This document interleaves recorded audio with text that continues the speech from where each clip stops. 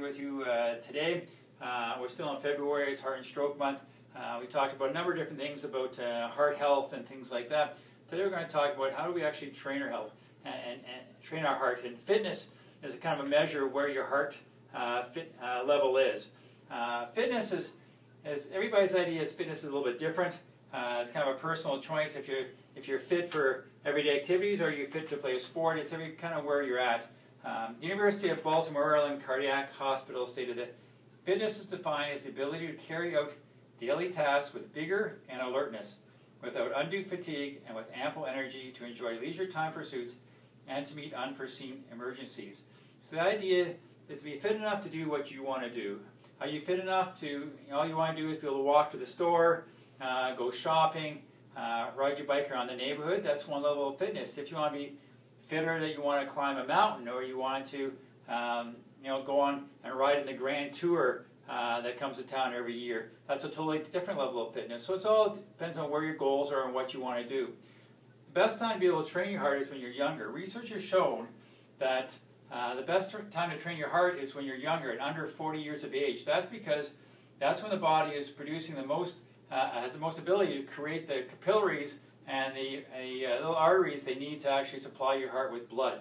If you think of it as you age, that as you age and over 40, your hands start to get cold, your feet start to get cold, you get cold easier. That's because, again, your body doesn't have the ability to build those capillaries and those arteries and maintain them to keep things warm. The same thing happens with your heart. So under the age of 40 is the best time to actually train your heart. Over 40 is the best time to actually train your skeletal muscle, because as you know, when you get older, you start to lose muscle bulk, and that's when it's time to get to the weights and do gravity-assisted exercise to try and maintain and improve your skeletal muscle. Right? But how do we actually go about training our heart? Well, the general guideline is to use your maximum heart rate. All right, maximum heart rate is determined by using the number 220. So using 220, and you're going to minus your age. So if you are somebody who's 40 years old, you subtract your age, so you subtract your age at 40. All right, you're coming out to about 180 beats a minute would be your maximum heart rate. There's three different levels as to training. Right? The first level we call is fat burning, and that's at getting your heart rate to about 60% of your max. So if we're using 180 times 0.6, all right, 0.60, now we're coming out to be about 108 beats a minute. 108 beats a minute. Now, this type of exercise, you can go for a walk. You'll find it difficult to, or you should find it easy to talk with someone. You'll find your breathing's up a little bit, you'll be sweating a little bit, but you can still be able to talk without difficulty. If you really want to train your heart, though, you have to get up to 80%. So now we're talking about 80%. So 0.80 times 180. Now you're getting up to 144 beats a minute. All right, 144 beats a minute. Now you're going to have difficulty breathing or difficulty talking when you're exercising. You can still do it, but you're kind of talking between breaths, and you're having difficulty getting the breath in if you talk too much. So you should still be able to talk and get your breath in. All right. So that's the best area you want to be in to actually make your heart work harder and actually build those capillaries and build those arteries you need to in order to strengthen your heart. Once you get up to 85%, so you get really high, this is for sport training. So these are for people that are really interested in improving their capacity and playing sports. So, at 8.85, now you're getting up to 154 beats a minute. At this point in time, you're really going to feel your heart kind of pounding in your chest.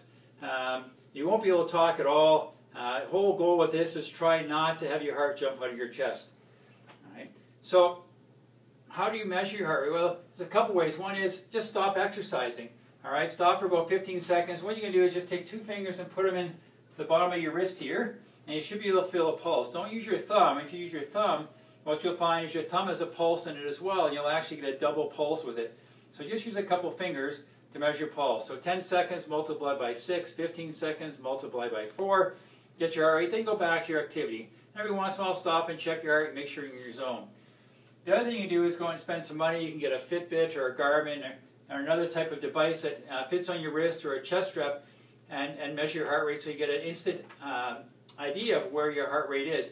Those things you can actually set as well. If you want to be in a zone, you can set it for being at 60% of your heart rate or 80% of your heart rate.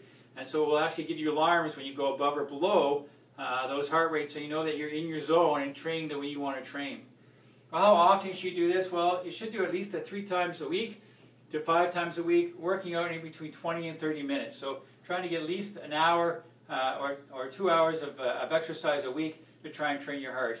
And again, you need to be doing this when you're under 40. Over 40, the whole idea is to maintain it, but under 40, you actually can develop these capillaries and these arteries to work on your heart.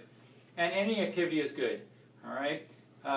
Any activity is good. The more gravity assisted, the better, because you're looking at bone density and osteoporosis. So look at those type of exercises. You can go walking and running. You try Zumba. I want you to learn how to bike. You can bicycle.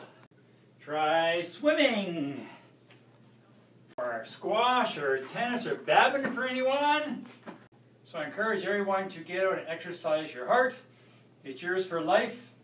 I'm Dr. Jeff. If you have any questions about this video, you can always email me at jgoldsworthy@goldsworthywellness.com. If you like it, share it with your friends. I've got your back.